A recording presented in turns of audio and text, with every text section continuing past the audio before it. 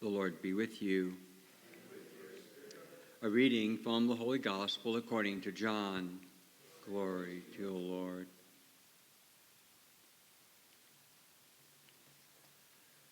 Thomas, called Didymus, one of the 12, was not with them when Jesus came. So the other disciples said to him, "We have seen the Lord." But Thomas said to them, "Unless I see the mark of the nails in his hands, and put my finger into the nail marks, and put my hand into his side, I will not believe." Now a week later, the disciples were again inside, and Thomas was with them. Jesus came, although the doors were locked, and stood in their midst and said, "Peace be with you." Then he said to Thomas, "Put your finger here and see my hands. Bring your hand and put it into my side. Do not be unbelieving, but believe." Thomas answered and said to him, "My Lord and my God." Jesus said to him, "Have you come to believe because you have seen me? Blessed are those who have not seen and have believed." The Gospel of the Lord. Praise to you, Lord Jesus Christ.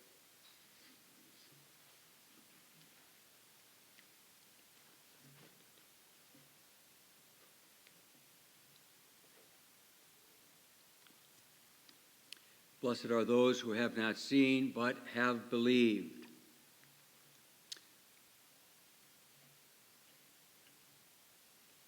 I mentioned that again this morning just to remind you how blessed you are. And yet, on the other hand, seeing how most of you are here most every day, as am I, have you not seen the Lord? Really? Now, of course, Thomas and the others have the unique situation where they personally knew the man, had meals with him, walked with him, and just knew his life. But in our faith, have we not seen the Lord? I certainly have. I wouldn't be standing here. I'd be dead. I can't tell you how many times the Lord saved me. And I don't mean that in some dramatic way, even if they're the simplest signs, but we tend to forget, "Hey, what have you done for me lately?" kind of thing. But think about it. By the persistence of so many of you and the virtue of your faith, somewhere, somehow, you've been touched by the Lord. I know it's not just you used to go to McDonald's after Mass. Do you still do that? No. Where's Dolores and Pat when you need them? There's something in you that believes, even though you think you haven't seen. So the invitation, of course, is that we let ourselves see what we've seen, or to let ourselves know what we know, or think we don't know, We tend to have, at least it's implied, we tend to have a negative impression of Thomas because he doubted. We really shouldn't do that. Why? Because Thomas doubted for the length of a week. He didn't doubt long, and I don't know that he doubted hard. Emotionally, psychologically, you could say that Thomas was not even a question, he was in the throes of the trauma, the grief of the Lord's death, and a traumatic death and a violent death. You could certainly say that there would have been emotional resistance, if not post-traumatic stress. And then there is that whole reality, pun intended, of the irrationality of, well, we knew he was dead. We saw him dead. We saw him crucified from a distance. We know he was dead. Who comes back from the dead? Now, having said all of that, I suspect that somewhere in all of us, there's some doubt. We all have days and times or seasons in our lives when I'm not going to believe unless I see.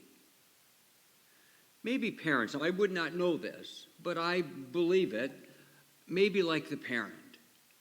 The son runs away, the daughter runs off, they're gone. You think they've been in an accident, or they've been in an accident. They're here, they're there, you don't know where they are, you think something happened. You're not going to be satisfied until you see them, right? They can send an email and they can call, but you want to see their face, you want to touch them, you want to give them a kiss or smack them in the head. But you want to see them, am I right? Yeah. Thomas did us a great favor, really, he did. Why? Because even if we're not a have-to-see kind of person, his faith is very confirming, especially in the midst of his doubt. Because he saw, he didn't only see, he touched. Now notice how humble Jesus remains, even after the resurrection. Thomas, come. Stretch out your hand, bring your hand here and put it in my side, and your finger in my hand. Boy, who would have the nerve to do that? Wow. But Jesus invited him to do it. And then he believed for the rest of his life and gave his life for Jesus. How much more confirmation do you need? He's not just telling us a story. We're being told by John, the gospel writer, who I'm absolutely sure was there, saw it. And then Thomas, by his own words, many say, some of the most intimate and beautiful words in all of Scripture as a profession of faith, my Lord and my God. Can you remember in second grade, Sister said, that's what you say after you receive communion.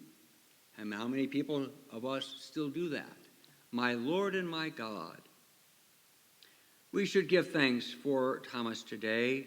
How many millions does he represent? Most believers have times and seasons of doubt. Some suggest that Thomas, it may have been Thomas, who had the first and deepest devotion to the Sacred Heart of Jesus, because he put his finger into the side of Jesus where his heart was pierced. I can only assume confidently that that would have been a great reflection. Now, if you look a little more deeply into this, why is Thomas so insistent? I want to see and touch. Because it would have been unique, particularly to Jesus, that no one else would have had those same marks and those same signs. I don't know particularly, this might not be a correct statement, but Jesus was nailed to that cross. I think it was probably more common that they were roped and tied to the crosses. But even if they nailed them all, and there were many crucifixions, it was a common form of Roman oppression and punishment visibly to deter further insurrections, etc. But it was unique that Jesus would have been pierced in the side. So Thomas wanted to see the signs of the passion, wanted to see the signs of the suffering and death of Jesus. There were the signs of his love, you see. Makes sense then that he would have that great devotion for his heart, the Sacred Heart of Jesus. There's a lot there to ponder. Maybe today's a good day to take Thomas out of the doubting box, because he did us all a great favor. So the next time somebody runs off like your kids, and you don't know where they are, whether they're safe or whether they're not, and you got to see their face and muss their hair or whatever it is you like to do when you see them, think of Thomas and how much love you have for that wayward one that finally came back. And remember how blessed you are, because you have seen, not like Thomas, but you've seen in the eyes of faith. Praise be God, the one who is worthy, the Lamb who was slain, who is now our Redeemer, Lord, and Christ.